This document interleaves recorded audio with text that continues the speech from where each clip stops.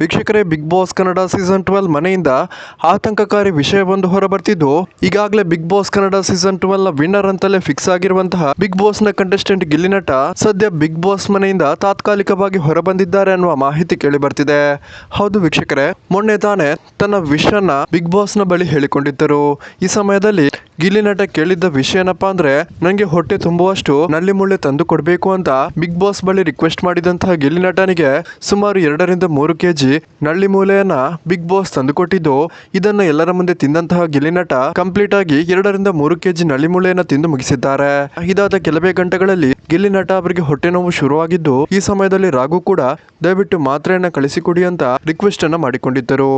ಆದ್ರೆ ಗಿಲ್ಲಿ ನಟ ಮಾತ್ರೆ ತೆಗೆದುಕೊಂಡಾದ್ಮೇಲೂ ಕೂಡ ಹೊಟ್ಟೆ ನೋವು ಕಮ್ಮಿ ಆಗದ ಕಾರಣ ಬೆಂಗಳೂರಿನ ವಿಜೆಎಸ್ ಪಾಲಿಕ್ಲಿನಿಕ್ಗೆ ಗಿಲ್ಲಿ ನಟ ಅವರನ್ನ ಬಿಗ್ ಬಾಸ್ ತಂಡ ತಾತ್ಕಾಲಿಕವಾಗಿ ಕರೆತಂದಿದ್ದು, ಸುಮಾರು 2-3 ಗಂಟೆಗಳ ಕಾಲ ಚಿಕಿತ್ಸೆಯನ್ನು ನೀಡಿ ಮತ್ತೆ ಬಿಗ್ ಬಾಸ್ ಮನೆಯೊಳಗೆ ಕರೆಸಿಕೊಂಡಿದೆ. ಸೊ ವೀಕ್ಷಕರೇ, ನಿಮ್ಗೆ ಇದರ ಬಗ್ಗೆ ಏನು ಅನಿಸುತ್ತೆ ಅನ್ನೋದನ್ನ ದಯವಿಟ್ಟು ಕಮೆಂಟ್ ಮೂಲಕ ತಿಳಿಸಿ.